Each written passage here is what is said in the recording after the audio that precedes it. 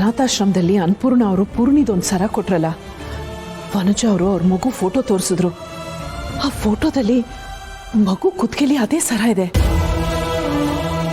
ಅಂದ್ರೆ ವನಜ ಮತ್ತೆ ಜನಾರ್ದನ್ ಅವ್ರ ಮೊದಲನೇ ಮಗಳು ಪೂರ್ಣಿನೇ.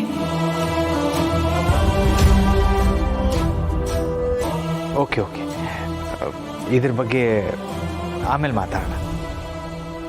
ಆದರೆ ಇದು ಯಾವುದ್ರ ವಿಚಾರನೂ ನೀವೀಗ ಸದ್ಯಕ್ಕೆ ಯಾವುದನ್ನು ವನಜ ಅವ್ರ ಹತ್ರ ಹೇಳಬೇಡಿ. ಏನು ಹೇಳ್ಬಾರ್ದಾ? ಯಾಕೆ? ಪಾಪ ವನಜ ಅವರು ಮಗಳನ್ನ ನೋಡ್ಬೇಕು ಅಂತ ಆಸೆಯಿಂದ ಕಾಯ್ತಾ ಇದ್ದಾರೆ.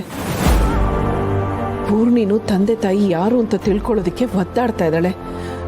ಅಂಥದ್ರಲ್ಲಿ ಈ ವಿಷಯನ ಹೇಳ್ಬೇಡಿ ಅಂತ ಇದ್ದೀರಲ್ಲ. ಯಾಕೆ ಏನು ಅಂತ ನಾನು ನಿಮ್ಮ ಹತ್ರ ಆಮೇಲೆ ಹೇಳ್ತೀನಿ.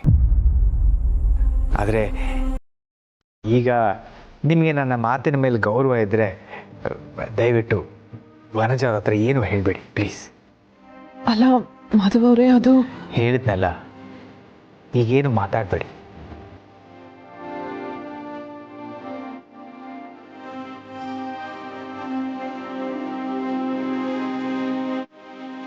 ಅಮ್ಮ ಹೋದ್ರಾ?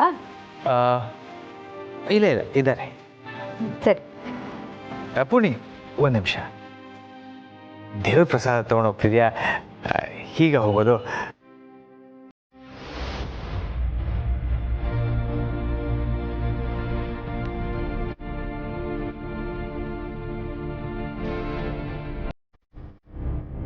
ಈಗ ನೀನು ಗೌರಿ ಥರ ಕಾಣ್ತಿದ್ಯಾ.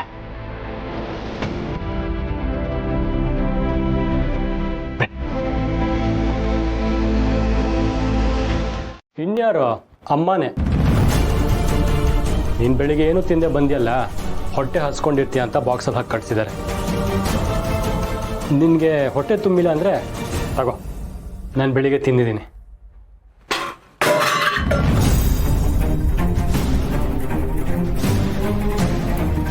ಅಭಿ, ಏನಾಗಿದೆ ನಿನಗೆ? ಆಯಮ್ಮ ಊಟ ಕೊಟ್ಟು ಕಳ್ಸಿದ್ದು ಅಂದಿದ್ರೆ ನಾನು ಮುಟ್ಟಾನೇ ಇರಲಿಲ್ಲ.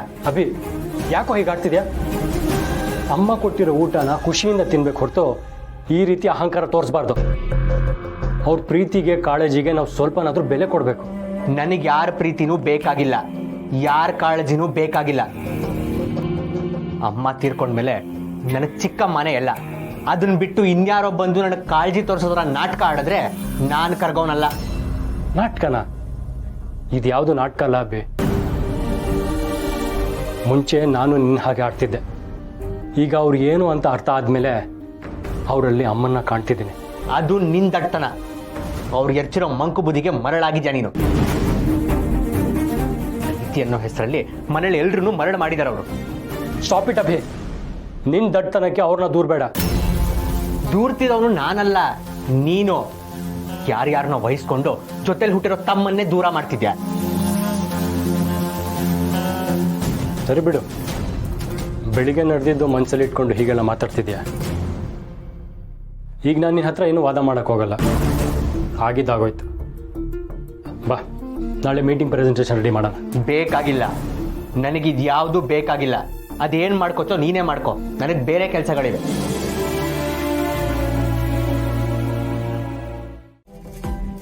ಸರಿನಾ?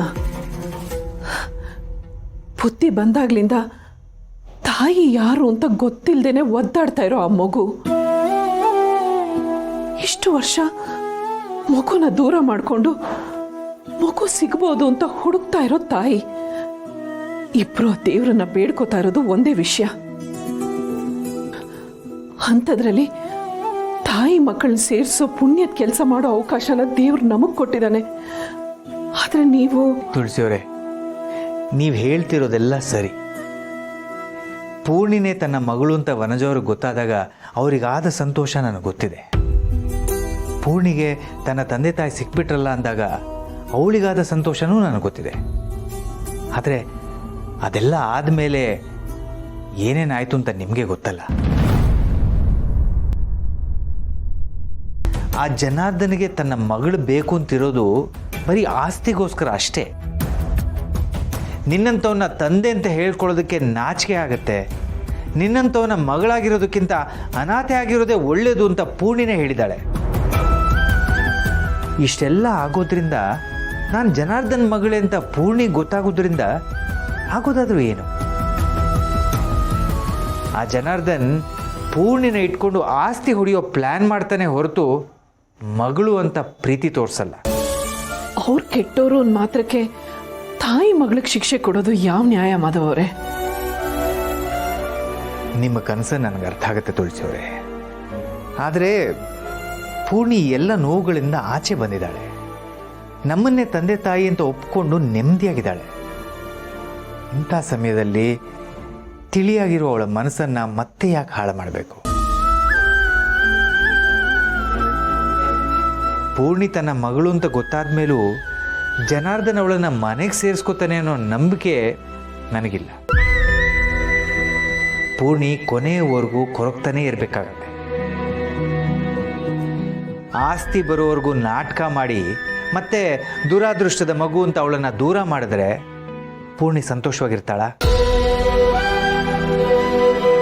ಈಗಾಗಲೇ ಅವಳು ಅವನಿಂದ ತುಂಬ ನೋವು ಅನುಭವಿಸಿದ್ದಾಳೆ. ಮತ್ತೆ ಅವಳಿಗೆ ನೋವಾಗೋದು ಬೇಡ. ಹಾಗಂತ ಈ ವಿಷಯನ ಇನ್ನೂ ಎಷ್ಟು ದಿನ ಮುಚ್ಚಿಡಬೇಕು? ಪೂರ್ಣಿಗೆ ಕಡೆವರೆಗೂ ಸತ್ಯ ಗೊತ್ತಾಗೋದೇ ಬೇಡವಾ? ನಾನು ಆ ರೀತಿ ಹೇಳ್ತಿಲ್ಲ ತುಳಸಿಯವರೇ. ಆದರೆ ಇಂಥ ದೊಡ್ಡ ಸತ್ಯನ ಅವಳಿಗೆ ತಿಳಿಸ್ಬೇಕು ಅಂತಾದರೆ ಅದಕ್ಕೆ ಕಾಲ ಕೂಡಿ ಬರಬೇಕು.